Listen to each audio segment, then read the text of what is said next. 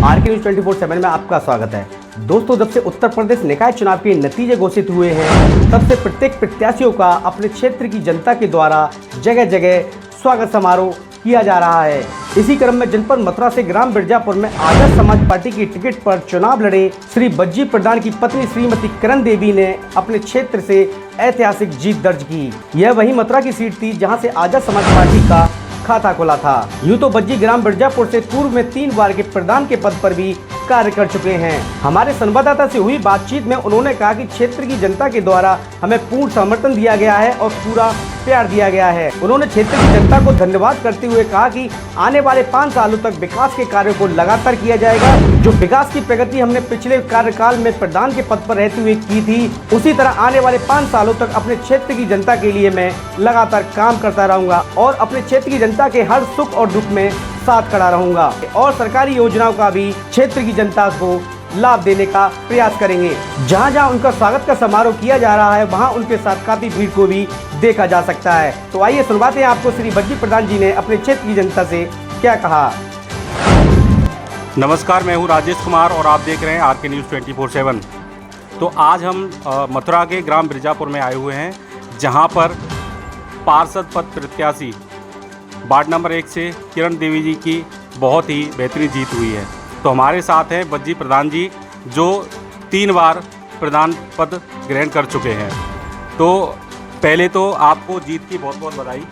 धन्यवाद। जैसा कि हमें आए हैं, यहाँ की जनता है, जिससे भी पूछा उसने बताया कि आप पहले पूर्व प्रधान रह चुके हैं और जनता आपकी बहुत बड़ाई करते नहीं सकती है, क्योंकि आपने क्षेत्र में काफ़ी कार्य कराया है और लोगों का इतना प्यार है आपके लिए, तो वो देखने को बनता है।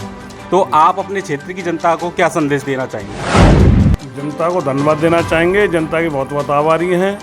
हम ये चुनाव 5वां चुनाव जीते हैं। 95 में बीडीसी जीते हैं, 2000 में प्रधानी, 2010 में, 2015 में प्रधानी जीते हैं, 2023 में अब जो है जिला पंचायत ये जीते हैं, पार्षद जीते हैं। और जनता के हम बहुत बहुत आभारी हैं। जनता को बहुत बहुत धन्यवाद देना चाहते हैं। अच्छा, तो मैं आपसे एक सवाल पूछना चाहूँगा कि पूरा हमने पता किया तो पता चलता है कि आप एक ऐसे नेता हैं जो जनता का बहुत भला चाहते हैं, और हमारे हिसाब से ऐसे नेता बहुत कम मिलते हैं। सवाल ये जानना चाहता हूँ आपसे, आपका यही था कि आगे का आपका क्या प्लान है, क्योंकि आप जैसे नेता एक देश के स्तर पर होने चाहिए। अभी 5 साल तो हम नेता रहेंगे और जनता के हित में हम कार्य करेंगे, सुख दुख में खड़े रहेंगे। तो जनता अगली बार स्वयं कहेगी लड़ने की, लड़ेंगे, बढ़ेंगे आगे, बड़ा चुनाव भी लड़ने की कोशिश करेंगे।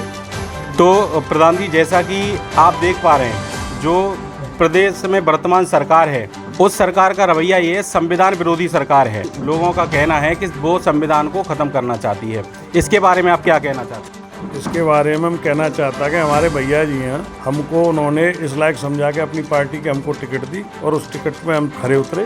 भैया को हम पे बहुत भरोसा है और हमें भी भाई पे बहुत भरोसा है कि उस संविधान को कुछ नहीं होने देंगे, क्योंकि जनता पूरे देश की भाई के साथ है और भाई भी बहुत जो सख्ती से काम कर रहे हैं और सिर्फ उनका मिशन ही है कि संविधान से वो टच नहीं होने देंगे। चलिए, मैं ये मानता हूँ कि चंद्रशेखर आज़ाद जी हैं, वो बड़े उससे लगे हुए हैं, लेकिन मैं एक चीज़ जानना चाहूँगा, जैसे अपने लोग हैं तो वो क्या करते हैं कि बाबा साहब को मानते हैं, लेकिन बाबा साहब को फॉलो नहीं कर रहे हैं। तो इसके बारे में आप लोगों को क्या संदेश देना चाहिए? लोगों को ये संदेश जाएंगे, बाबा साहब के जो बताए हुए कर्तव्यों पर चलें, बाबा साहब ने जो अच्छे रास्ते दिखाए उन पर चलें।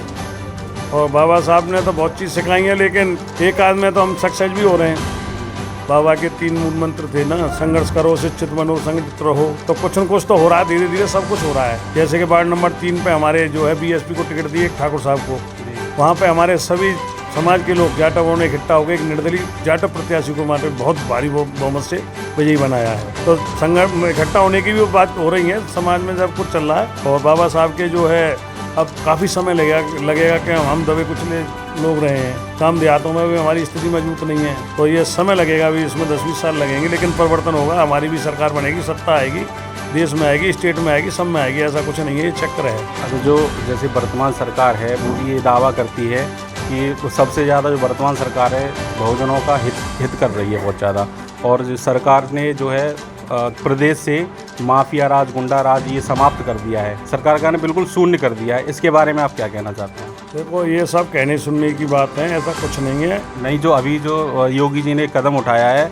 जो अतीक अहमद है वो कहता है वो बहुत बड़ा माफिया था, वो इन्हीं के माफिया थे, अब इनके सर पे वो चढ़ने लगे हैं तो इनको लगा अब बुरा लग रहा है। हम लोगों को वो तंग करते थे, छोटे लोगों को समझ उनको तब इनको अच्छा लगता था, अब इनके गर्दन पर तलवार रख दी उन्होंने, तब उन्होंने उसको मरवाया। नहीं तो वो उनका तो ये कहना है क्योंकि न तो वो उसकी पार्टी से थे, वो उनकी सरकार जो है झूठ से और बेईमानी से चरम सीमा तक पहुंच चुकी है समथिंग, और थोड़ी बहुत कसर रहेगी और बन जाएगी, लेकिन तो जिस दिन समय होगी तो जैसे चली जाएगी सरकार, जैसे गधा पैसे सिंह।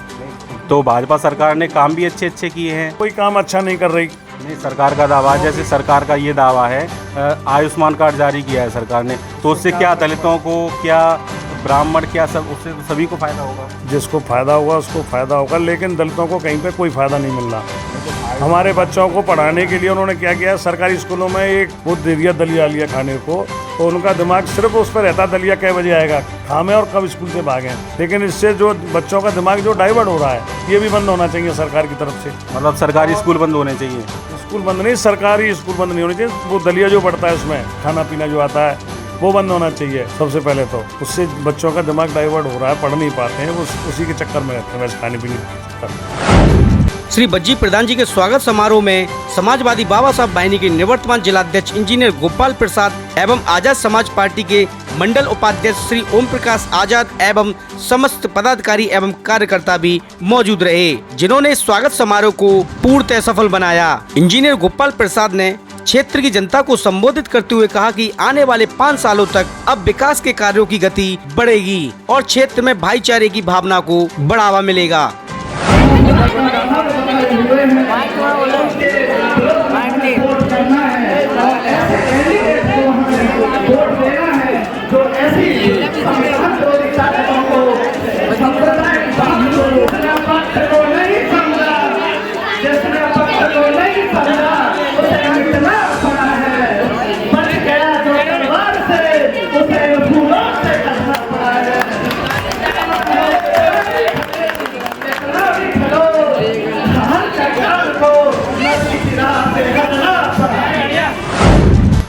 वहीं आजाद समाज पार्टी के मंडल उपाध्यक्ष ओम प्रकाश आजाद ने कहा कि ये तो अभी शुरुआत है, बहुजन जाग चुका है और अपने वोट की ताकत को समझ चुका है। अब वो दिन दूर नहीं कि जब सीएम से लेकर पीएम तक का पद भी किसी बहुजन के द्वारा संभाला जाएगा। समाज पार्टी का भी गठबंधन हुआ है, लोकदल का, तीनों पार्टियों का गठबंधन हुआ है, तो इन पार्टियों का गठबंधन अभी जो फिलहाल में हुआ है, आगे भी क्या ऐसे ही होगा, क्या होगा? देखिए, ये जो अभी फिलहाल में जो गठबंधन चल रहा है, शायद हमें उम्मीद है कि आगे भी चले, क्योंकि हमारे अंदर जो पार्टियों की जो विचारधारा की जो समानता है वो बिल्कुल एकदम संवैधानिक है। जब हमारी विचारधाराएं संवैधानिक है और हम संविधान के अंदर जिन लोगों के लिए हम काम कर रहे हैं, अगर उसी लड़ाई को हम जब तीनों दल एक साथ मिल करके लड़ रहे हैं, तो शायद हमें उम्मीद है कि ये जो हमारा संगठन है, जो गठबंधन है, वो शायद 2024, 2027 और आने वाले उत्तर प्रदेश की सत्ता सल्तनत ही नहीं, पूरे देश की सत्ता सल्तनत तक हमें उम्मीद है कि ये गठबंधन निरंतर जारी रहे। तो मैं एक सवाल और जानना चाहूँगा, जैसे कि आज़ाद समाज पार्टी है वो अलग पार्टी है और बसपा भी है, वो भी जो है बहुजनों की एक अलग पार्टी है, तो जो बहुजन है वो किसकी तरफ जाएंगे, आज़ाद समाज पार्टी की तरफ या बहुजन समाज पार्टी की तरफ? देखिए, बहुजन समाज पार्टी हो, आज़ाद समाज पार्टी हो, यहाँ लड़ाई विचारधाराओं की है। जब तक जो अम्बेडकरवादी मूवमेंट है, मानवर साहब का जो मूवमेंट था, जब जो पार्टी बहुजन समाज के कल्याण के लिए और उनके उत्थान के लिए काम करेगी, भारत देश का सारा बहुजन समाज उसके साथ होगा। और आज जो आप देख रहे हैं कि जो बहुजन समाज की लड़ाई ज़्यादातर जो लड़ रहे हैं वो हमारे राष्ट्रीय अध्यक्ष भाई चंद्रशेखर आज़ाद बड़ी ही मुस्तैदी के साथ लड़ रहे हैं। और अभी आप देख सकते हैं दिल्ली के अंदर जंतर मंतर पर उन्हें 3 दिन लगातार हो गया है, वहाँ पर पहलवानों के लिए धरना दे रहे हैं। धरना वो क्यों दे रहे हैं? क्योंकि जो हमारी पहलवान बहनें हैं उनके साथ अत्याचार हुआ है, उनके साथ शोषण हुआ है और सरकार ने उनका दमन करने की कोशिश की है। और उस लड़ाई को, बहनों की लड़ाई को भाई चंद्रशेखर आज़ाद लड़ रहे हैं। और आह्वान भी किया गया है कि अगर 20 तारीख तक हमारी बात नहीं मानी जाएगी तो हम आने वाली 21 तारीख को शायद है कि दिल्ली को जाम करने की हमारी पार्टी और संगठन ने पूरी तरह से तैयारी कर ली है। बहुजन समाज पार्टी है, उसका कहना है कि ये जो आज़ाद समाज पार्टी है पर आरोप प्रत्यारोप कर रहे हैं कि ये कहीं ना कहीं वोट कटवा पार्टी है जो कहते हैं, इसके बारे में क्या कहना है? देखिए लोग तो आरोप लगाते रहते हैं वोट कटवा पार्टी का। क्योंकि बहुजन समाज है वो बीएसपी का जैसे कहते हैं कि वो बना हुआ वोट है, तो ये दावा करते हैं। वोट किसी का नहीं है। वोट क्या है कि जब जिस पार्टी जिस समाज का काम करेगी, देश के लिए अच्छा काम करेगी, वोट उसका है। अगर कोई आदमी अपनी दावेदारी उस पर पेश कर रहा है तो उसकी गलतफहमी है। आज आज़ाद समाज पार्टी और उसका गठबंधन बहुजन समाज के, भारत देश के सभी समाज के लिए बहुत मुस्तैदी के साथ काम कर रहा है और उसकी हर लड़ाई में वो साथ खड़ा है।